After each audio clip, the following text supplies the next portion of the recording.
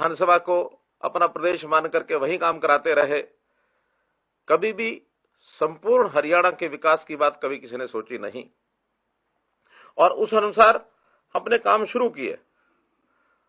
काम के साथ साथ कई प्रकार के ऐसे कार्य जो वास्तव में हरियाणा में बहुत आवश्यकता थी। देश के प्रधानमंत्री ने एक आह्वान किया कि बेटी बचाओ बेटी पढ़ाओ, इस कार्यक्रम के माध्यम से हम लिंग की जो असमानता है उसको कैसे दूर करें। एक बहुत बड़ा कलंक हरियाणा के ऊपर था। हरियाणा को इससे पहले बेटियों को मारने वाला प्रदेश समझा जाता था।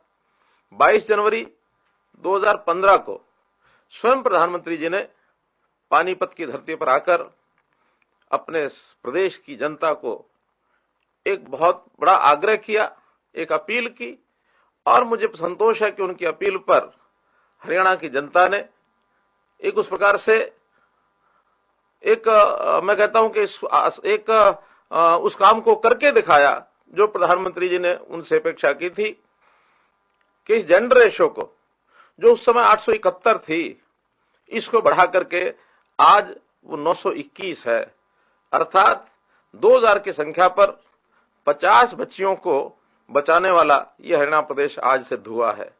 इन 7 वर्षों में हजारों लड़कियों को, जिनको बेटी बचाओ बेटी पढ़ाओ का अगर आह्वान न किया जाता तो जो गर्भ में मार दिया जाता, उनको हमने बचाया है। तो इस प्रकार से ऐसे ऐसे काम भी हमारी सरकार के समय हुए हैं। हमने ई गवर्नेंस के नाते पहला एक प्रयोग किया कि जो कर्मचारियों के ट्रांसफर होते थे, जिसके अंदर बहुत भ्रष्टाचार था, लोग चक्कर काटते थे, हमने उसको ऑनलाइन ट्रांसफर पॉलिसी के रूप में बदला। और ये बहुत पहले इसकी एक कल्पना मैंने की थी, जिसको पूर्व की सरकारों में कभी माना नहीं गया।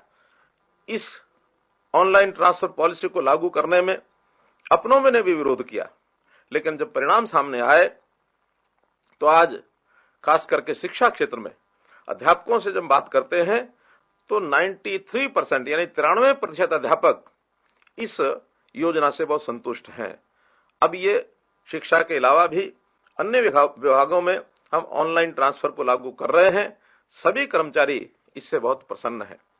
बात आती है नौकरियों की। सरकारी नौकरी भर्तियां जब होती थी उसमें भी भ्रष्टाचार का बोलबाला था और उस समय कहा जाता था कि कांग्रेस की सरकार भ्रष्टाचार के बीबीसी उद्योग को चलाती है। बी बदलियां, बी भर्तियां और सी सीएलयू। हमने दृढ़ निश्चय किया कि हम इसको एक प्रकार से रोकेंगे। और मित्रों, हमने उसको रोक के दिखाया। भर्तियों में मेरिट के ऊपर भर्तियां, ये एक आह्वान किया। जैसे ऑनलाइन ट्रांसफर पॉलिसी का विरोध था, प्रारंभ में इस मेरिट की भर्ती पर भी विरोध होने लगा, लेकिन मैं उसके बावजूद भी अपने इस मिशन मेरिट को चालू रखा। और जो पर्ची और खर्ची की भर्तियां होती थी, पैसे देकर के नौकरियां खरीदी जाती थी या सिफारिशों के ऊपर ये भर्तियां होती थी, हमने उसको दूर किया। और कुल मिलाकर थोड़ा पानी होगा,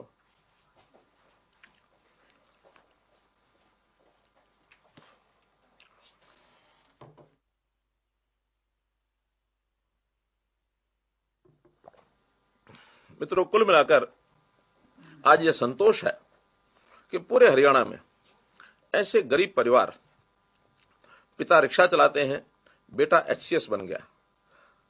हमने पिछले दिनों में जब नौकरियों का जब सिलसिला शुरू किया, ऐसे गरीब परिवार जिनके घर में 2 समय की रोटी नहीं पकती थी, उनके घर में दिए जलने लगे और एक एक परिवार में ऐसी नौकरी करके और उस परिवार को संभालने वाले लोग ये सब खड़े हो गए। और आज हरियाणा में एक माहौल बना है कि विद्यार्थी जो पहले पढ़ने में यानी जाता नहीं था, पढ़ाई पर विश्वास उठ गया था, कोचिंग सेंटर में आज भीड़ लग गई है। बच्चे पढ़ाई करके और उस शिक्षा का जो उनको एक महत्व पता लगा, उस नाते से इस ओर आगे बढ़ने लगा है। हमने एक एक समस्या पर विचार किया। समस्या जब आती थी कि ग्रामीण क्षेत्र के अंदर पावर का बहुत संकट, बिजली का संकट, यानी 8 घंटे 10 घंटे बिजली आती थी, उसमें भी कभी कट लगते थे, कभी वोल्टेज पूरी नहीं होती थी। संकल्प किया कि हर गांव में 24 घंटे बिजली ये हम देंगे। बहुत कठिन एक काम था। इस कठिन काम को पूरा करने के लिए मैंने लोगों से अपील की कि जितने भी आपके पेंडिंग बिल हैं उसमें हम जुर्माने, उसमें जो ब्याज, उसको माफ करेंगे और केवल 1 साल का बिल आपका लेंगे, वो भी 12 किस्तों के अंदर लेंगे। लोग इस आह्वान के ऊपर आए, अपने मीटर उन्होंने बाहर लगवाए। आज मुझे खुशी है कि हरियाणा के 6,700 में से 5,600 गांवों के अंदर आज 24 घंटे बिजली ये पहुंच रही है। और एक प्रकार का जो आज के युग में बिजली का जो लाभ, चाहे बच्चे हों चाहे महिलाएं हों, परिवार में आज क्योंकि इलेक्ट्रॉनिक जमाना आ गया है, हर चीज में हमको बिजली चाहिए।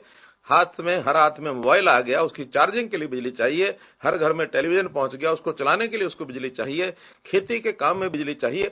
हर काम के अंदर आज बिजली की आवश्यकता है। और हरियाणा एक प्रकार का ये राज्य जिसके अंदर लगभग 80% गांव में 24 घंटे बिजली जा रही है, ये पहला राज्य है। और हमारा संकल्प है कि आने वाले इस साल के अंत तक हम हर गांव के अंदर 24 घंटे बिजली देने की ये बात हम करेंगे। महिलाओं के प्रति जो दुर्भाव, चाहे वो जेंडर रेशो की बात है अथवा महिलाओं के प्रति अपराध, ये बहुत होते थे। इन अपराध को रोकने के लिए हमने कई काम किए। महिला थाने, यानी हर जिले के अंदर पहले महिला थाने ये खोले गए और साथ में महिलाओं की संख्या, हमारी जो पुलिस के अंदर भर्ती है उसमें भी आज 10% के लगभग महिलाएं और ये भर्ती हो गई है। हमारा टारगेट है कि अब आगे बहुत जल्दी इस टारगेट को, इसको 15% तक महिलाओं की भर्ती ये हम करके ले जाएं। और महिलाओं के साथ छेड़खानी करने वाले या जो इस प्रकार के अपराध करने वाले लोग, खास करके छोटी बच्चियों के साथ अगर कोई इस प्रकार का अपराध करते हैं तो हमने कानून बनाया कि उनको फांसी की सजा दी जाएगी।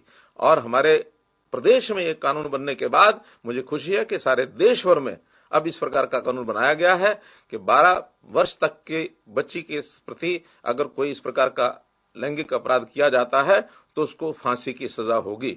और अन्य भी बहुत से ऐसे प्रावधान किए हैं कि ऐसे अपराधी लोगों की जो सरकारी सुविधाएं हैं उनको भी हमने एक प्रकार से बंद कर दिया ताकि उन लोगों के ऊपर एक सामाजिक दबाव बने, ऐसे अपराधों से वो दूर रहें।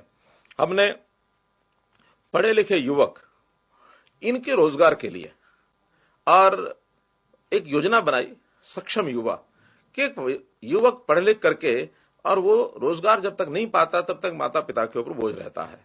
हमने ये भी किया कि अगर उसको रोजगार नहीं मिलता तो 3 साल तक उसको सरकार की ओर से 100 घंटे प्रति महीने का रोजगार देंगे और उसको 9,000 रुपया मासिक उसका जो एक सहायता उसको की जाएगी ताकि आने वाले 3 वर्ष में अपने आप को आगे बढ़ाने के लिए इस राशि का उपयोग करके अपनी कोई स्किलिंग कर सकता है, ट्रेनिंग करवा सकता है ताकि घर के ऊपर वो बोझ न रहे, या इस बीच में अपना कोई व्यवसाय कर सकता है। इस योजना का बहुत हमको लाभ मिला। पढ़े लिखे युवक 1 लाख से ऊपर उनको इस योजना का लाभ मिला है।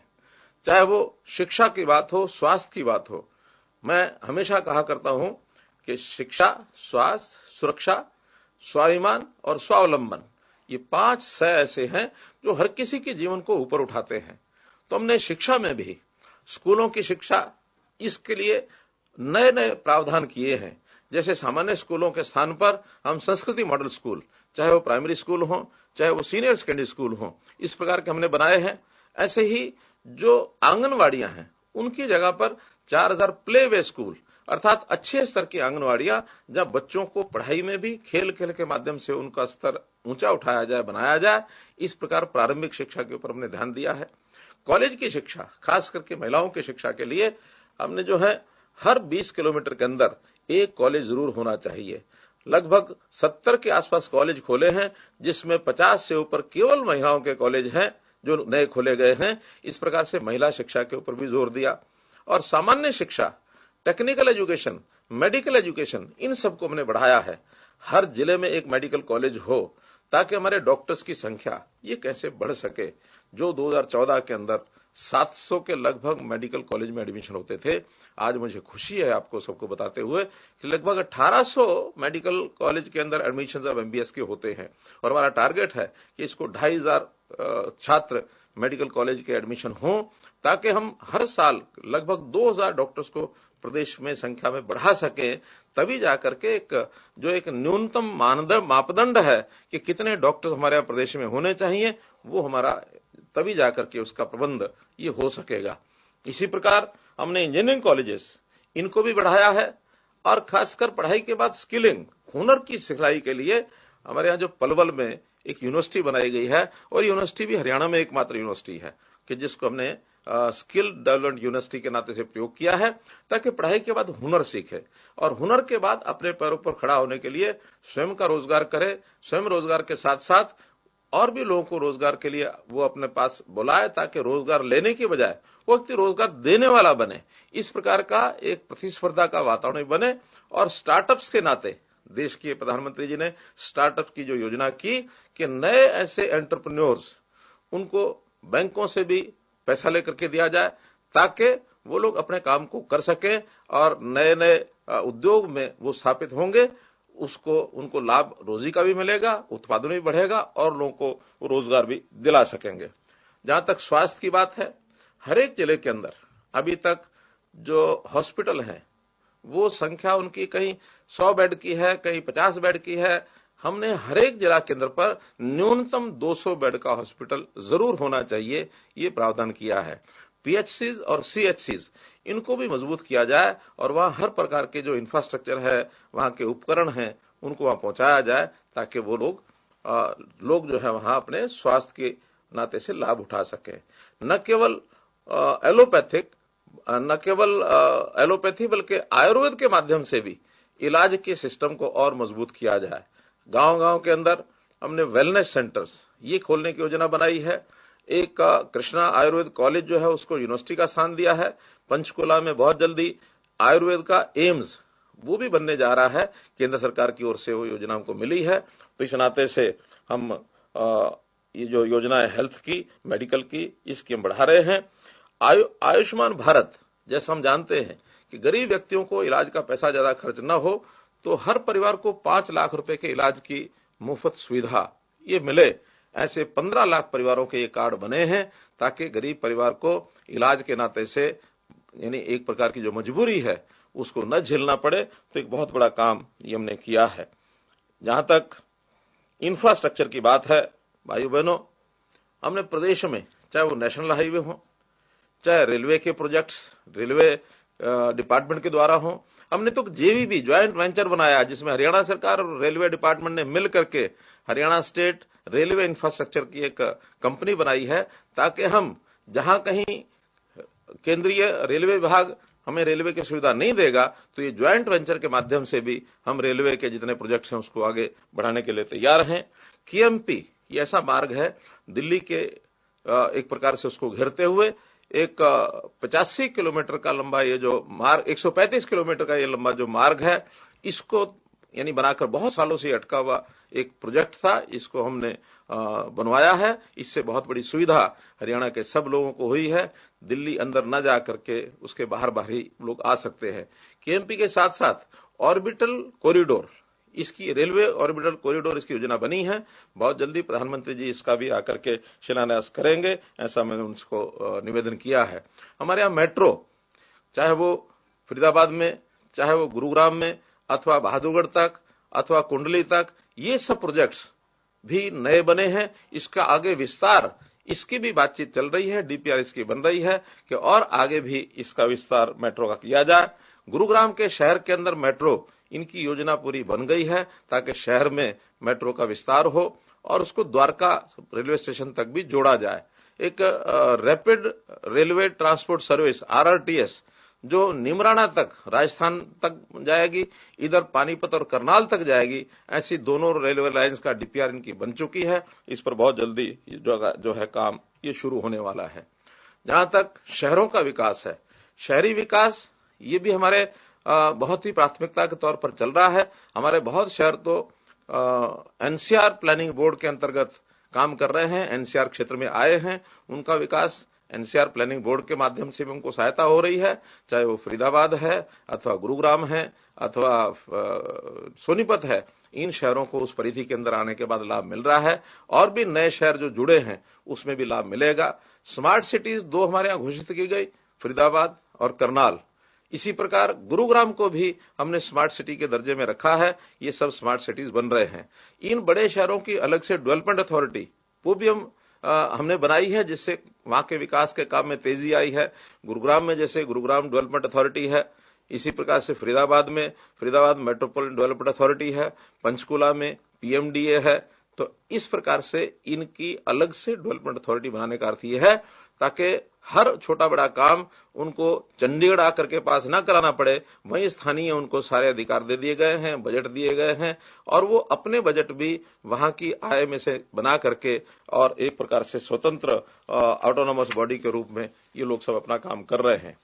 मित्रों, लोकतंत्र को मजबूत करने का भी एक पहलू, ये हमने लगातार 7 साल इसको ध्यान रखा है। आखिर लोकतंत्र की मजबूती माने जो हमारी संस्थाएं हैं उनका विकेंद्रीकरण। पंचायती राज संस्थाओं के अंतर्गत हमारी पंचायतें हैं, चाहे हमारी पंचायत समितियां हैं, जिला परिषद है, नगर निगम है, नगर परिषद है, नगर पालिकाएं हैं, इनको ज्यादा अधिकार दिए जाए, इनके बजट बढ़ाए जाए और इनकी चुनावी जो स्वतंत्रता है, ऑटोनोमस बॉडीज का करेक्टर है, वो हमने बनाया है। एक इंटर डिस्ट्रिक्ट काउंसिल ये हमने बनाई है ताकि इन इकाइयों में और प्रदेश सरकार में एक अपना तालमेल बैठा रहे। और ये भी हरियाणा में इतने सालों के बाद, क्योंकि ये जो संशोधन है पंचायती राज के, इनको हुए लगभग 25 साल से ऊपर हो गए हैं, लेकिन अब आकर के हमने उसको इंटर डिस्ट्रिक्ट काउंसिल के माध्यम से सबका तालमेल सबको ठीक किया है, बनाया है। जिला परिषदों का बजट जो पहले हमारे से पहले लगभग 1 करोड़ 2 करोड़ ही होता था, हमने उसको 25 करोड़ रुपए तक किया है। तो एक सब संस्थाओं को काम करने का एक मौका अच्छा मिले। पंचायतें हमारी पढ़ी लिखी, यानी ये प्रावधान हमको करते समय सुप्रीम कोर्ट तक लड़ाई लड़नी पड़ी और सुप्रीम कोर्ट में आखिर जब निर्णय हुआ तो उनका कि ये प्रावधान न केवल हरियाणा में बल्कि इसके प्रावधान बाकी प्रदेशों को भी सोचने चाहिए ताकि वहां भी ये लागू किए जा सके। तो ऐसे एक जिम्मेवार पंचायत के नाते से काम करने की एक सबको एक अवसर मिला है। और पढ़ी लिखी पंचायतें इंद्रधनुष जैसी स्कीमें, यानी 7 पॉइंट प्रोग्राम बना करके उनकी प्रतियोगिताएं कराई और गांव के अंदर विकास, ये इस 5 वर्षों के अंदर 7 वर्षों के अंदर बहुत बड़े लेवल तक विकास हुआ है। हमने गांव के बजट बढ़ाए हैं, गांव की गलियां हो, नालियां हो, पानी की पाइपलाइन हो, तो इस प्रकार से उनके बजट आज इतने हैं कि गांव के लोग भी सामान्यतः जब जाते हैं तो पूछते हैं कि इतना पैसा ये कहां से आ रहा है। इस पैसे को देने में केंद्र सरकार का भी योगदान है, हरियाणा की ओर से भी हम जो अपना स्टेट जो फाइनेंशियल जो हमारा उसका जो हिस्सा है एसएफसी स्टेट फाइनेंस कॉर्पोरेशन के माध्यम से, ऐसे ही सेंट्रल फाइनेंस कमीशन के माध्यम से ये पैसे दिए जाते हैं। और हर इकाई अपना स्वयं की भी इनकम कैसे बढ़ा सके, इसके लिए भी उनको सुझाव दिए जाते हैं। हमारे जो रजिस्ट्री होती है, उस रजिस्ट्री पर स्टैंप ड्यूटी पहले नहीं दी जाती थी ग्रामीण क्षेत्र को, अब ग्रामीण क्षेत्र को भी मिलती है, शहरी को तो मिलती है। ऐसे कई प्रकार के जो इनकम के साधन हैं, ये हमारे पंचायती राज व्यवस्था में ये हमने बनाए हैं। हमने जो मेयर का चुनाव शहरों में डायरेक्ट चुनाव कराया है, भ्रष्टाचार कैसे कम हो इसका एक एक आयाम हम ध्यान करते हैं। ऐसे ही ओबीसी के जो प्रतिनिधि चुने जाएं, उनके लिए हमने 8% का अलग से आरक्षण दिया है ताकि उनको भी एक प्रतिनिधित्व ठीक से मिल जाए। एक बड़ा काम किया हमने, राइट टू रिकॉल, जो बहुत बहस का एक मुद्दा था, वर्षों इस पर बहस चली, लेकिन हमने कहा नहीं, जिनको चुनने का अधिकार है उनको एक बड़ी अगर संख्या में लोग असंतुष्ट होते अपने प्रतिनिधि से तो 75% 75% जनता अगर ये कहे कि हमें इनको वापस बुलाना है तो उनको वापस भी बुला सकते हैं। ये कानून भी हमने हरियाणा में एक प्रगतिशील कानून जो है ये बनाया है।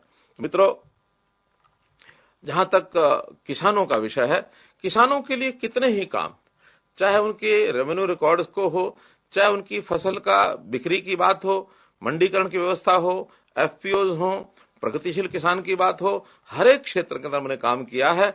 और हमारे यहाँ किसान, अगर इस किसान आंदोलन के विषय को अगर हम एक तरफ करते हैं तो हरियाणा का किसान आसपास के प्रदेशों में सबसे ज्यादा खुशहाली का एक उसका स्थिति है बनी हुई और हर चीज की सुविधा हम उनको दिलाते हैं। मुआवजा का अगर बात आती है, कभी कोई खराबा हो जाए, फसल खराब हो जाए, वर्षा, प्राकृतिक आपदा, कोई भी ऐसा कारण बनता है तो सबसे पहले हरियाणा सरकार उनको मुआवजा पर्याप्त संख्या में और ठीक समय पर उनको उपलब्ध कराती है। याद है मुझे 2015 में सबसे पहले सरकार के बनते ही, यानी लगभग 3-4 महीने के बाद ही उस समय एक ओलावृष्टि, अति ओलावृष्टि हुई, प्राकृतिक आपदा आई। उस समय का जो मुआवजा है हमने मई के महीने 2 महीने के अंदर अंदर मुआवजा दिया और मुआवजा भी यानी पर्याप्त मात्रा में मुआवजा दिया। पुरानी सरकारों की तरह नहीं कि 2 रुपए 3 रुपए के चेक मिलते थे। हमने तो शर्त लगा दी कि कम से कम हिस्सा भी अगर किसी का बनेगा तो 500 रुपए से कम नहीं बनेगा, न्यूनतम चेक उसको व्यक्ति को 500 रुपया जरूर ये मिलेगा।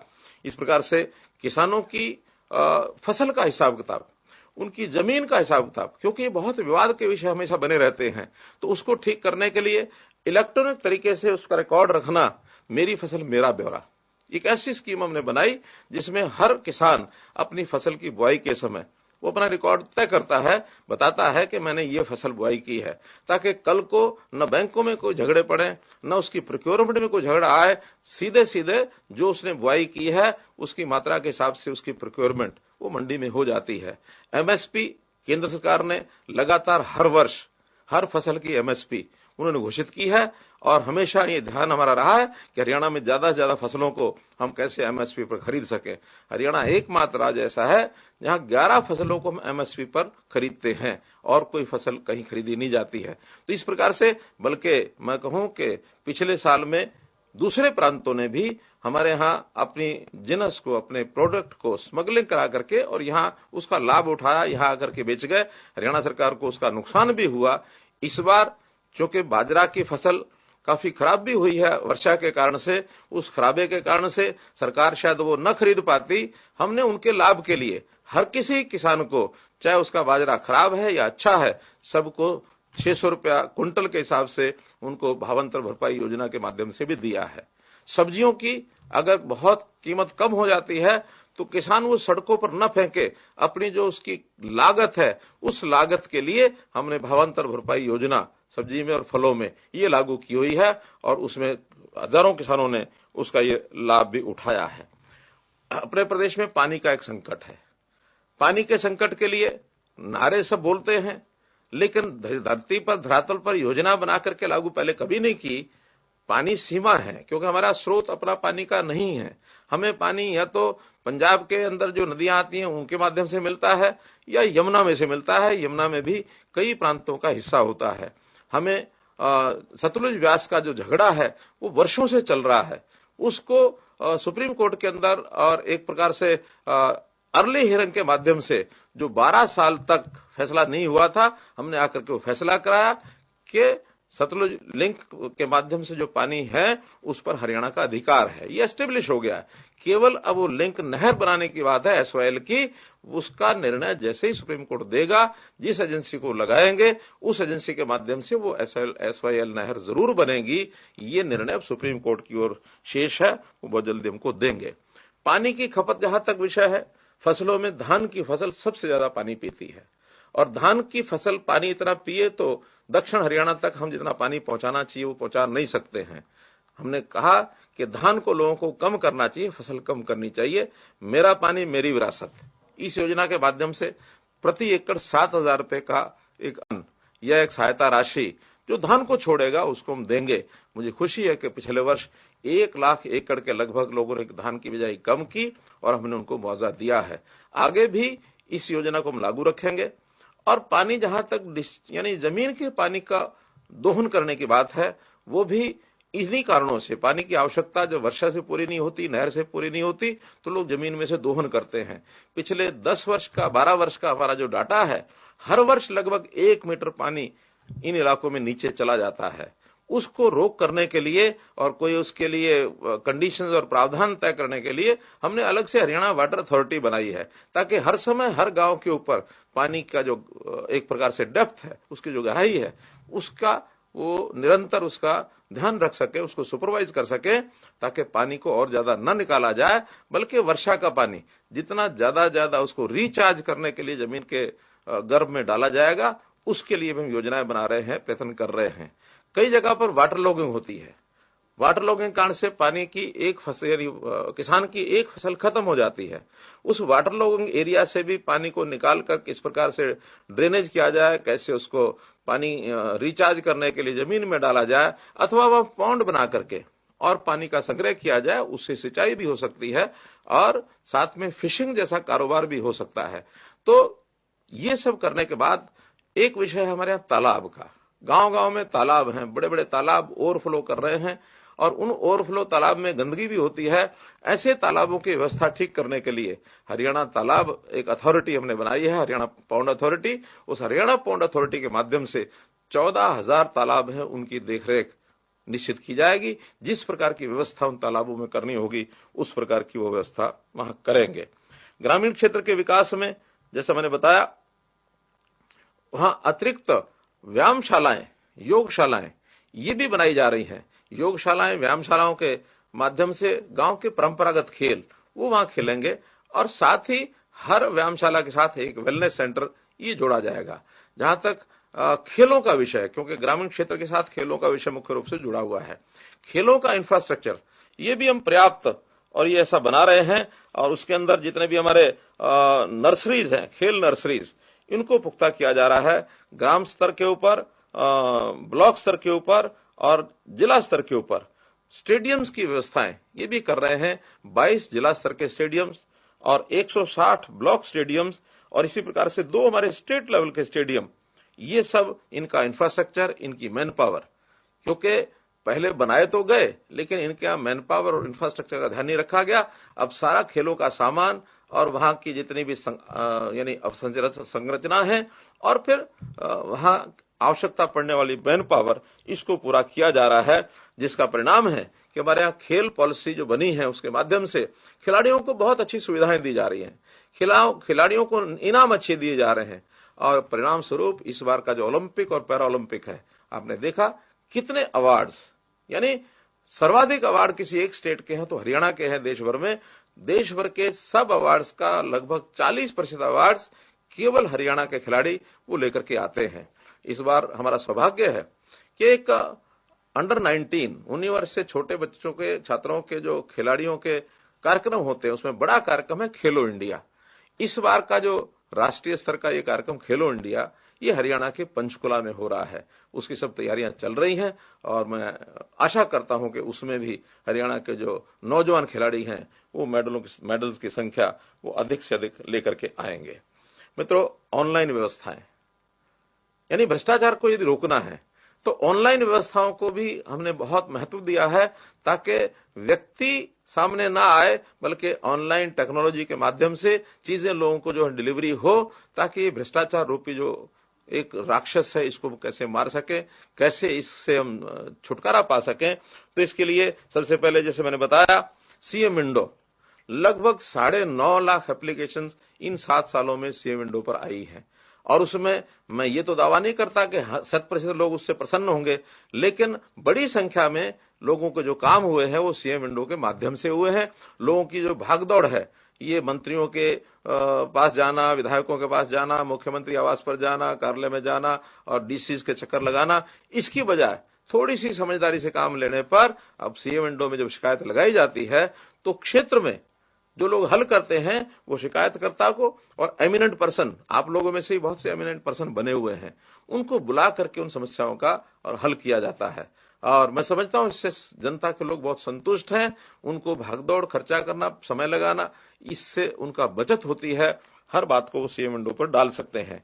इसके लिए हमने जगह जगह जो कंप्यूटर सेंटर्स बनाए हैं, अटल सेवा केंद्र गांव में बने हैं। लगभग 20,000 अटल सेवा केंद्र हैं जिनको हम सीएससी कहते हैं। ऐसे 20,000 की संख्या है। साथ में 117 जगह ब्लॉक लेवल पर, सब डिवीजन लेवल पर अंत्योदय केंद्र, सरल केंद्र ये भी हमने बनाए हैं, जिसमें सरकारी 42 विभागों की 580 योजनाएं ऐसी हैं जिनका लाभ सीधा सीधा और इन केंद्रों पर जाकर के फॉर्म भरने से किया जा सकता है। ऐसी सेवाओं का लाभ सबको मिले, उचित व्यक्ति को, पात्र व्यक्ति को मिले। अभी 2 दिन बाद 1 नवंबर से हमने लागू किया है कि ये सब सेवाएं परिवार पहचान पत्र यानी फैमिली आईडी के माध्यम से मिलेगी, ताकि जो व्यक्ति पात्र है उसको सेवा जरूर मिले और जो पात्र नहीं है वो इस सेवा का लाभ न ले सके, इस प्रकार की भी योजना हमने बनाई है। सेवाओं के काम में एक प्रावधान है राइट टू सर्विस, सेवा का अधिकार। इसमें हर एक सेवा के लिए समय निश्चित किया गया है कि जनता को, किसी भी विभाग को सेवा देने का ये निश्चित समय है। उस समय में कर्मचारी अधिकारी को सेवा देनी पड़ती है, लेकिन कहीं कहीं अभी भी उसके अंदर कुछ शिकायतें हमको मिलती हैं। एक नया प्रावधान हमने किया है कि निश्चित दिन में अगर वो सेवा न दी गई तो फिर कंप्लेंट करने के लिए उपभोक्ता को, किसी नागरिक को कोई शिकायत नहीं करनी, बल्कि वो ऑटो अपील सिस्टम, आस एक प्रोग्राम बनाया है, उस ऑटो अपील सिस्टम के माध्यम से, और वो अपने आप उसकी अपील हो जाएगी। जिस अधिकारी को अपील होगी, अगर वो 30 दिन में नहीं करता है तो फिर अगर अपने आप उससे ऊपर के अधिकारी के ऊपर अपील चली जाएगी, और फिर नीचे के जो लोग काम करने वाले जिन्होंने नहीं किया उनके खिलाफ कार्रवाई भी की जाएगी। तो मित्रों, एक बहुत अच्छा ये प्रोग्राम बनाया है ताकि सिटीजन को, किसी भी उपभोक्ता को, किसी भी जिसको सेवा चाहिए उसको परेशानी ना हो, बल्कि अपने आप सिस्टम में ये सब चीजें चली जाए। जहां तक नई भर्तियां या नए सरकारी नौकरी लेने का विषय है, कितनी प्रकार की नौकरियां निकलती हैं। जो अभ्यर्थी है उसको बार बार पंजीकरण करना पड़ता है, बार बार फीस देनी पड़ती है, और बार बार प्रतीक्षा करनी पड़ती है कि मेरा रोल नंबर आएगा, मेरा इम्तिहान होगा। हमने इसके लिए एकल पंजीकरण व्यवस्था की है कि एक बार पंजीकरण कराना है और उस पंजीकरण के माध्यम से उसको परीक्षा देनी है, और 3 साल तक जो परीक्षा वो देगा, ग्रुप सी की और ग्रुप डी की, उसकी जो मेरिट है 3 साल तक मेंटेन की जाएगी। उस मेरिट के आधार पर ही 3 साल में कभी भी उसको नौकरी के लिए योग्य होगा तो उसको नौकरी मिलेगी। हाँ, अपनी मेरिट को, अपने परीक्षा परिणाम को सुधारने के लिए वो 3 साल में सुधार भी सकता है, ताकि उसका जो मेरिट का क्रमांक है वो उसको ऊंचा उठाना है तो उससे ऊंचा उठा सकता है। और इसी प्रकार ग्रुप सी और डी, इसमें हमने साक्षात्कार खत्म किए, इंटरव्यू खत्म किया है, ताकि जो उसकी अपनी मेरिट है, जो परीक्षा वो दे के आएगा, उसी आधार पर उसको नौकरी मिलेगी। क्योंकि लोग जो हैं इस साक्षात्कार के नाम से बहकावे में बहुत आते हैं, बहकाने वाले लोग बहुत हैं। बहुत ऐसे गैंग बने हुए हैं जो इस प्रकार का दावा करते हैं कि भ्रष्टाचार, पैसा, और उसके कारण से वो नौकरी लगाने का दावा करते हैं। हमारी संस्थाओं में पैसे के माध्यम से कोई नौकरी मिलती नहीं है, लेकिन एक बहुत ही भोला भाला जो नौजवान जिसको नौकरी चाहिए, वो कई बार इनके बहकावे में, चक्र में आ जाता है और उसके पैसे जो है खर्च होते हैं। इसके लिए भी हमने कड़ा प्रावधान, एक कॉपिंग के विरोध में, यानी नकल विरोध में जो बिल बनाया गया है, उसमें बहुत से प्रावधान दंड के किए गए हैं कि जो नकल करवाता हुआ पकड़ा जाएगा या करता हुआ पकड़ा जाएगा या जो उसको सहायता करेगा, उन सबको उसकी सजा जो तय की है, ताकि नकल करने के ऊपर एक चेक लगे। ऑनलाइन सिस्टम के अंदर जैसे हमने बाकी बातें बताई, उसमें भूमि का रिकॉर्ड, इसकी डिजिटलाइजेशन, क्योंकि हमारे जितने भी भूमि के रिकॉर्ड हैं उसमें बहुत ऐसे पुराने झगड़े पड़े हुए हैं जिसके अंदर ठीक से रिकॉर्ड न मिलने के कारण से, और फिर रिकॉर्ड लेना होता है तो महीनों महीने रिकॉर्ड लेने में लग जाते हैं। लेकिन उसको जब डिजिटलाइज किया जाएगा तो जब भी किसी प्रकार का रिकॉर्ड व्यक्ति को चाहिए किसी भूमि का, उसको तुरंत ऑनलाइन मिलेगा। इससे बहुत सुविधाएं ये लोगों को होंगी। जहां तक सुरक्षा का विषय है, इस सुरक्षा में पुलिस बहुत ट्रेनिंग पा करके पुलिस हमारी अच्छी पुलिस के रूप में उभर रही है। हमने ट्रांसपेरेंट रिक्रूटमेंट प्रोसेस के आधार पर, टीआरपी के आधार पर पुलिस की जो कांस्टेबलरी है उसको भर्ती किया है, और बहुत अच्छे पढ़े लिखे नौजवान वो भी आके और भर्ती हो रहे हैं। भले ही उनको भर्ती होने के बाद अगली नौकरी पाने के लिए दूसरे स्थान पर नौकरी मिलती है तो स्थान खाली हो जाते हैं, लेकिन हम उनको खुली छूट दी है। पढ़ा लिखा व्यक्ति अगर वो छोटी नौकरी में है, आगे बढ़ करके नौकरी ले सकता है। पहले उसको एनओसी लेना पड़ता था, नो ऑब्जेक्शन सर्टिफिकेट, लेकिन अब उसकी आवश्यकता नहीं है। किसी भी नौकरी करने वाला, छोटी नौकरी वाला बड़ी नौकरी में जाना चाहे तो जाकर के परीक्षा दे करके और बिना एनओसी के वो परीक्षा दे सकता है। तो हमने पुलिस को एक 650 गाड़ियों का, व्हीकल्स का एक बेड़ा उपलब्ध कराया है, और डायल 112 के आधार पर ऐसी सब गाड़ियां हरियाणा के चप्पे चप्पे कोने कोने पर उपस्थित रहेंगी। हर थाना क्षेत्र के अंदर उनको लगा दिया गया है। कोई भी व्यक्ति 112 डायल करता है जब संकट में होता है, तो निश्चित 15 मिनट के अंदर अंदर उस व्यक्ति के स्थान पर एक ऑटोमेटिक सिस्टम बना है, उस व्यक्ति के स्थान के ऊपर और गाड़ी पहुंचती है। ये लगभग 2-2.5 महीने से ये सेवा चल रही है। इसका बहुत बड़ा लाभ हरियाणा की जनता को हो रहा है और लोग संतुष्ट हैं इससे। हजारों की संख्या में लोग जो डायल करते हैं तो उनके स्थान पर लोग ये जो गाड़ी है अपनी वो पहुंचती है। प्रदेश की आर्थिक स्थिति को बढ़ाया जाए, प्रदेश के उद्योग को बढ़ाया जाए, ईज ऑफ डूइंग बिजनेस, इसके माध्यम से। और हरियाणा में अब इन्वेस्टर है वो दौड़ करके आता है और बहुत बड़े उद्योगों में लगभग 60,000 के लगभग एमएसएमई छोटे उद्योग वो हरियाणा में लगे हैं। लाखों को अपना रोजगार करने का अवसर मिला है। बड़े उद्योग ये भी बहुत आ रहे हैं। विदेशी निवेश ये हमारे यहाँ पर्याप्त संख्या में आ रहा है, क्योंकि हरियाणा जो उनका एक डेस्टिनेशन, जिसको कहना चाहिए बेस्ट डेस्टिनेशन, एक बढ़िया उनके लिए पहुंच का स्थान बना है, क्योंकि दिल्ली के निकट होने के कारण से और उनको बहुत सी सुविधाएं हैं।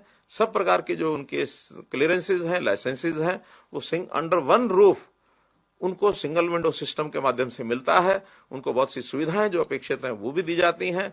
हरियाणा के अंदर का नवयुवक, उसको यदि वो नौकरी देते हैं, वैसे तो हमने 75% का प्रावधान किया है कि जरूरी उनको 75% हरियाणा के लोग ही रखने पड़ेंगे, लेकिन सी और डी का जो एरिया है, थोड़ा दूर दराज का एरिया है, वहां पर अगर हरियाणा के लड़कों को नौकरी पर रखते हैं तो उनको 4,000 रुपया प्रति महीना, अर्थात साल का 48,000 रुपया 3 साल के लिए अलग से पैसा भी मिलता है, ताकि हरियाणा के लोगों को वो यानी अपने लाभ के लिए भी उनको रखें। हमारे यहाँ पर्यटन में और कैसे गति आए, सांस्कृतिक पर्यटन कैसे बढ़े और धार्मिक पर्यटन कैसे बढ़े, और जो हमारे इस प्रकार के स्थान हैं जहां लोग आकर के आनंद ले सकते हैं, मनोरंजन कर सकते हैं, ऐसे स्थानों को भी बढ़ावा दिया जा रहा है। चाहे वो कुरुक्षेत्र गीता जयंती, अंतर्राष्ट्रीय गीता जयंती का कार्यक्रम हो, विदेशों से लोग बहुत वहां आते हैं, चाहे वो राखीगढ़ी का स्थान है, चाहे वो ढोसी का तीर्थ स्थान है, अथवा अभी हमने मोरनी में पंचकुला जिले के अंदर बहुत बड़ी संभावनाएं हैं, एक पहाड़ी क्षेत्र है, तो वहां भी जाकर के और पर्यटक जो आकर के अपना समय बिता सकते हैं, उनको समय बिताने के लिए, वहां पर रहने के लिए पंचकुला के, चंडीगढ़ के होटल तो है ही, लेकिन उसी क्षेत्र के अंदर हमने एक पॉलिसी बनाई है, home stay policy. Home stay policy में कोई भी परिवार अपने 1 या 2 कमरे लोगों को आतिथ्य सत्कार के नाते से पर्यटक के रूप में उनको ठहरा सकता है, ताकि उनकी भी आमदन बढ़े और जो पर्यटक है वो हमारे ग्रामीण क्षेत्र के दर्शन भी कर सके। तो इस नाते से इस पॉलिसी को भी हमने लागू किया है। और वहां झील है, उस झील है पंचकुला मोरनी में, टिक्करताल झील, तो वहां paragliding, jet scooter, aero sports, water sports, parasailing, इस प्रकार के कार्यक्रम, पहाड़ी क्षेत्र है, पानी भी है, ऐसे सारे कार्यक्रम वहां चलाए जा रहे हैं और लोग वहां आकर के आनंद से अपने पर्यटन को, क्योंकि शिमला जाते समय, हिमाचल प्रदेश जाते समय एक बढ़िया डेस्टिनेशन लोगों को मिला है, इसका सब लोग आनंद ले रहे हैं। पर्यावरण जहां तक विषय है, पर्यावरण भी, चूंकि कोविड के समय हमको ध्यान में आया कि पर्यावरण की कितनी बड़ी महत्वपूर्ण आवश्यकता है। ऑक्सीजन की कमी के बाद कृत्रिम ऑक्सीजन से हमने लोगों को सप्लाई करके उनको बचाया। वायुमंडल में अधिक कैसे ऑक्सीजन को उपलब्ध कराया जाए, इसके लिए हमने ऑक्सीवन लगाए। 5 एकड़ से लेकर 100 एकड़ तक जो वन लगाए, जिसमें से ऑक्सीजन उनको मिलेगी। ऑक्सीजन की खेती, अर्थात पेड़ लगाने की खेती वो करते हैं, उनको भी उसमें प्रोत्साहन दिया गया है। हमने एक नया प्रयोग, जो ऐसे पेड़ हैं ऑक्सीजन देने वाले जिनकी आयु 75 वर्ष या इससे अधिक हो गई है, उनके लिए अलग से एक स्कीम बनाई है, प्राणवायु देवता पेंशन, क्योंकि वो हमारे प्राणवायु देवता है, बड़े पेड़ हैं। तो ऐसे पेड़ों की रक्षा सुरक्षा के लिए और 2500 रुपया साल का ये उनको पेंशन दी जाती है। इसका भी एक बहुत बड़ा लाभ मिला है। घर घर हरियाली और बच्चों के द्वारा पौधगिरी, ये हमने कार्यक्रम चलाए। करोड़ों की संख्या में पौधे लगाए गए हैं। उनकी सुरक्षा भी जो लगाने वाले वो करें, उसको 3 साल तक प्रोत्साहन राशि भी हम देते हैं, ताकि इस कार्यक्रम के माध्यम से हमारा वनाच्छादित क्षेत्र वो बढ़े, पेड़ लगे, ऑक्सीजन की बहुलता हो। जहां तक कचरे का प्रबंधन है, कचरा प्रबंधन भी अपने आप में एक बहुत बड़ी एक समस्या है। कचरे का एक प्रकार से प्रबंधन करना यह आवश्यक है पर्यावरण को सुरक्षित रखने के लिए। तो कचरे से कंचन, इस प्रोग्राम के अंतर्गत हमने जितने भी प्रोसेसिंग सेंटर्स हैं उनको बना रहे हैं, ताकि वहां खाद बन सके, वहां बिजली बन सके, वहां कोई ना कोई और पदार्थ ऐसा जो हमारे उपयोग के नाते आ सकता है, ऐसे बहुत से योजनाएं ये बनाई गई हैं। शहरों का कचरा, घर घर से कूड़ा उठाना, इसकी सब योजनाएं बनाई हैं। ये भी हमारे लिए एक बहुत बड़ा महत्व का विषय है। बहुत बातें हमने की हैं, लेकिन चूंकि समय सीमित है, एक विषय बड़ा महत्वपूर्ण है जो आपके सामने मैं रखूंगा भविष्य के लिए। आखिर हमारे समाज में हर प्रकार के परिवार हैं, लोग हैं, अमीर भी हैं, गरीब भी हैं, लेकिन एक अंतर, बहुत बड़ा अंतर गरीब और अमीर में है। अब गरीबों को किस प्रकार से उनका उत्थान किया जाए, अंत्योदय की योजना के अंतर्गत ऐसे हरियाणा के सभी परिवारों का हमने पंजीकरण किया है। उनकी डिटेल डाटा ये हमारे पास है। फैमिली आईडी के नाम से, परिवार पहचान पत्र के नाम से 65 लाख परिवारों का डाटा ये हमने एकत्र किया है। हर परिवार के हर व्यक्ति का ब्यौरा, चाहे वो विद्यार्थी है अथवा काम करने वाला व्यवसायी है, रोजगार करता है अथवा बेरोजगार है, बड़ी आयु है, कम आयु है, उनके परिवार में स्वास्थ्य की दृष्टि से किस व्यक्ति का क्या स्वास्थ्य की स्थिति है, ऐसा एक डाटा रखने के बाद हमने पहला कार्यक्रम ये लिया है कि उन परिवारों में जो बेरोजगार है और खास करके जिनकी आय वर्ष की 1 लाख रुपया या इससे कम है, इनके लिए मुख्यमंत्री अंत्योदय परिवार उत्थान योजना, ये हमने कार्यक्रम अपने हाथ में लिया है। आने वाले वर्ष में 31 मार्च से तक हम ऐसा योजना बना रहे हैं कि 1 लाख ऐसे बेरोजगार युवकों को, जो उन परिवारों के, अंत्योदय परिवारों के हैं, इनका रोजगार का इनका सिस्टम कोई खड़ा हो, ताकि न्यूनतम 15,000 रुपया महीने की आमदन हर परिवार की हो जाए। इस कार्यक्रम को भी लॉन्च कर दिया है और बहुत गति से हमारे 6 डिपार्टमेंट 40 स्कीमों को लेकर के हर घर में ऐसे परिवार के सदस्य के साथ बातचीत करेंगे, उनकी काउंसलिंग करेंगे, उनको काम उपलब्ध कराएंगे। और जो हमारी ठेकेदारी प्रथा को समाप्त करने के लिए हमने कौशल रोजगार निगम बनाया है, तो इस कौशल रोजगार निगम के माध्यम से भी हम कुछ युवकों को, इन्हीं यानी परिवारों में से कुछ युवकों को यह अवसर जरूर दिलाएंगे ताकि वो रोजगार के नाते से आगे बढ़ सकें। और ये एक ऐसा कार्यक्रम है कि परिवार में यानी कोई भी व्यक्ति भूखा ना सोए, परिवार की कोई व्यक्ति की शिक्षा की आवश्यकता वो पूरी हो, स्वास्थ्य की आवश्यकता वो पूरी हो, रहन सहन के लिए जो सुविधाएं चाहिए, न्यूनतम सुविधाएं उनको सबको ये मिलनी चाहिए। तो इस ऐसे सुशासन के समय में हम लोगों ने जो 2020 का साल था उसको हमने सुशासन संकल्प वर्ष कहा था। मित्रों, ये जो वर्ष है 2021 का, जो 25 दिसंबर तक इस वर्ष का हम एक आकलन करेंगे, इसको हमने सुशासन परिणाम वर्ष कहा है। और सुशासन के परिणाम हमारे पर्याप्त संख्या में आए हैं, जैसा मैंने अभी आपके सामने विवृत निवेदन किया, लेकिन और भी कुछ चीजें करने की हैं। उन करने वाली चीजों का भी संकल्प हम लेंगे ताकि आने वाले समय में जो अधूरी चीजें हैं उनको हम पूरा कर सकें। ये ठीक है कि इन 5-7 वर्षों में हमारे सामने कुछ कठिन दौर भी निकले हैं। उस कठिन दौर में जैसा हम देखते हैं कि सरकार बनते ही 2015 में ही यानी बाबा रामपाल प्रकरण हुआ, हमने बिना किसी यानी किसी भी ऐसी फोर्स को उपयोग किए हुए, और बाबा रामपाल को क्योंकि कोर्ट का निर्णय था, कोर्ट के हवाले सरकार का एक काम होता है कि जो कोर्ट का निर्देश होता है उसकी पालना करनी होती है, वो हमने किया है। दूसरा एक बड़ा विषय हमारे लिए चैलेंज का आया था, वो जाट आंदोलन के समय आया था। तो उस जाट आरक्षण के समय में यानी बहुत स्थानों पर जान माल की बहुत हानि हुई, नुकसान हुआ, और उसको भी हमने बिना किसी वर्ग के या किसी व्यक्ति के खिलाफ किसी प्रकार का कोई ऐसा कोई प्रावधान नहीं किया जिसके कारण से हमारे मन में किसी प्रकार का कोई दुर्भाव हो, बल्कि लॉ एंड ऑर्डर की स्थिति को बनाए रखने के लिए हमारी जो जिम्मेवारी थी सरकार के नाते से, हमने उसको एक संतुलित तरीके से और उस सारी व्यवस्था को हमने संभाला ताकि कम से कम हानि हो, और कम से कम हानि में समाज में जो शांति है वो बनी रहे, लॉ एंड ऑर्डर की स्थिति बने। तीसरा एक अवसर आया था जब बाबा राम रहीम केस ये हुआ, वो भी एक कोर्ट का ही केस था, जिसके कारण से जो कोर्ट का निर्णय था उसके अनुसार हमने किया, और उसमें भी कैसे कम से कम हानि से और ये सारी चीजें आगे की जा सकती हैं, वो एक हमारे लिए बड़ा कठिन का और दुविधा का समय था। इसी प्रकार अब इस वर्ष 2 सालों में एक विषय कोविड का, कोविड भी एक बहुत बड़ा संकट न केवल हमारे प्रदेश में बल्कि देश और दुनिया का ये संकट था। मालूम नहीं था कि किस प्रकार से इसको किया जाए, कोई अनुभव नहीं थे, लेकिन सब लोगों ने मिल करके एक टीम के रूप में, सब विभागों ने मिल करके इस 1.5 साल के कार्यकाल में बहुत अनुभव भी आए, बहुत कठिनाइयों को झेलना पड़ा, लेकिन मैं समझता हूं कि जितना अच्छा प्रबंधन हो सकता था वो हमने किया और अब प्रभु कृपा से वो एक अंतिम चरण में ये सब आ गया है और मुझे लगता है कोविड में से हम इस फेज में से बाहर निकलेंगे। इसी प्रकार से इस समय जो एक चल रहा है बहुत संजीदगी से हम उसमें काम कर रहे हैं और वह कुछ किसान नेताओं ने जो आंदोलन का आह्वान किया हुआ है। अब ये विषय हालांकि हरियाणा सरकार से जुड़ा हुआ नहीं है, फिर भी चूंकि हरियाणा में ही इसका एक प्रभाव देखने को मिला है तो हमने उन लोगों को समझाना भी शुरू किया है। लॉ एंड ऑर्डर की स्थिति कैसे बनाई रखी जाए इसकी व्यवस्थाएं भी हमने की हैं और लोकतांत्रिक तरीके में बातचीत के माध्यम से समस्याओं के हल हों, हम बातचीत में भी लगे हैं। हालांकि सामने वाले पक्ष की ओर से विरोध का जो एक लगातार नगाड़ा बजाया जा रहा है ये लोकतंत्र के विरुद्ध है, ये उसके अनुसार नहीं है।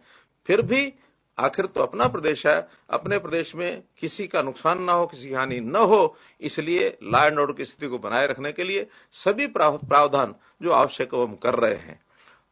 और दो विषय मुझे जो करने हैं, एक तो इस सारे 7 साल में हमारे बहुत से चुनाव आए, लोकतांत्रिक व्यवस्था में चुनाव होते हैं और उन चुनाव में मुझे संतोष इस बात का है कि लगातार हम ज्यादातर चुनाव में हम जीते हैं। चाहे हमारे पहले कार्यकाल में कारपोरेशन के चुनाव हों, अर्बन लोकल बॉडीज के अन्य चुनाव हों, पंचायती राज के चुनाव हों, कारपोरेशन में लगातार 5 जो चुनाव हमारे सीधे जो डायरेक्ट मेयर के चुनाव के नाते से वो चुनाव आए हों और इस बार अभी एक चुनाव चल रहा है और मैं विश्वास करता हूं कि जो इलाहाबाद का चुनाव है ये हम अच्छे मार्जिन से जीतेंगे। कार्यकर्ताओं ने बहुत मेहनत की है, उसका प्रचार अभियान समाप्त हो गया है, परसों 30 तारीख को ही उसकी पोलिंग होनी है और सभी कार्यकर्ता जो संबंध रखते हैं इलाहाबाद के वो निश्चित रूप से इस जीत के लिए अभी भी 2 दिन में अपनी जानमारी जरूर करेंगे। तो मैं विश्वास करता हूं कि ये चुनाव हम जरूर जीतेंगे, ये विश्वास मेरा है। जहां तक हरियाणा की आर्थिक स्थिति का विषय है, आसपास के सब प्रांतों में हमारी हरियाणा की आर्थिक स्थिति ये बहुत अच्छी स्थिति है। देश के यानी केंद्र सरकार की ओर से भी हमें इन सारी व्यवस्थाओं के नाते से बहुत शाबाशी मिलती है, बहुत से हमको अवार्ड मिले हैं। हमारे यहाँ प्रति व्यक्ति आय जो एक पैमाना होता है नापने का वो बड़े प्रांतों में सर्वाधिक है। 2,39,000 रुपया प्रति व्यक्ति आय ये दर्ज की गई है इस पिछले वर्ष में, तो ये और किसी बड़े प्रांतों के हिसाब से सबसे ज्यादा ये आय है। जहां तक हमारे बजट का विषय है, 2014 में हमारा बजट मात्र 60,000 करोड़ रुपए का बजट था और जो कि इस वर्ष का जो चल रहा है 1,41,000 करोड़ रुपए का बजट ये हमने बनाया था और हो सकता है ये बजट हमारा और भी बढ़े क्योंकि अभी जो अगले 2 सत्र हैं उनके अंदर सप्लीमेंट्री बजट के नाते से आएगा तो ये 1.5 लाख करोड़ रुपए तक भी जा सकता है। तो बहुत अच्छे बजट के साथ समाज की बहुत अच्छी सेवा ये हम कर रहे हैं और मैं आशा करता हूं कि आगे भी इस प्रकार के जो योजनाएं हमारी चलेंगी उन योजनाओं में हम प्रथम रहेंगे। जहां तक सामाजिक सुरक्षा का विषय है इसमें भी बहुत प्रांतों में हम सबसे आगे हैं, चाहे वो ओल्ड एज पेंशन हो 2,500 रुपया मासिक, ये और किसी प्रांत में नहीं है। और हमने तो जो केंद्र की योजनाएं आती हैं उनके जो प्रीमियम है, क्योंकि सामान्य जनता प्रीमियम भरती नहीं है, चाहे वो प्रधानमंत्री जीवन ज्योति बीमा योजना हो, चाहे प्रधानमंत्री सुरक्षा बीमा योजना हो अथवा किसान की फसल बीमा योजना हो, तो इन सब योजनाओं का प्रीमियम भरने के लिए हमने एक नई योजना बनाई कि हर ऐसे परिवार को जिनको प्रीमियम देने हैं, ऐसे लोगों के लिए जो बीपीएल के अर्थात 1,80,000 रुपए से नीचे की आय के परिवार हैं उनको 6,000 रुपए वार्षिक केवल इस काम के लिए देंगे ताकि वो अपने भविष्य में अपनी सामाजिक सुरक्षा को ध्यान में रखते हुए इन योजनाओं का लाभ उठा सकें और उसका जो प्रीमियम है इस राशि में से भर सकें। मित्रों, बताने के लिए बहुत है। अपने पार्टी की ओर से एक विषय कहा गया कि 7 साल 7 कमाल। अब 7 कमाल एक मोटे ब्रॉडर सेंस में रखे गए हैं, लेकिन अगर योजनाएं कहेंगे तो ये 700 से भी ज्यादा योजनाएं इन 7 सालों की बनी है हमारी। उन सब योजनाओं का अगर आप अध्ययन करेंगे, बहुत सा साहित्य उपलब्ध होता है, तो निश्चित रूप से इसकी जो जानकारी है अपने अलावा और जो बाकी लोग हैं उनको भी सबको देंगे ताकि भारतीय जनता पार्टी की जो सरकारें हैं या हमारी पार्टी की जो विचारधारा है उसको हम ज्यादा ज्यादा लोगों तक पहुंचा सकें। इतनी बात कह करके आपसे मैं एक शेर बोल करके अटल जी का और मैं आपसे विदाई चाहूंगा। मित्रों, काम करते हुए जैसा मैंने गिनाया है कि बाधाएं भी आती हैं, तो उस नाते से अटल जी ने एक पंक्तियां जो कही हैं, 4 पंक्तियां कि बाधाएं आती हैं आए, बाधाएं आती हैं आए, घिरे प्रलय की घोर घटाएं, पांव के नीचे अंगारे, पांव के नीचे अंगारे, सिर पर बरसें यदि ज्वालाएं, निज हाथों में हंसते हंसते आग लगाकर जलना होगा, कदम मिलाकर चलना होगा,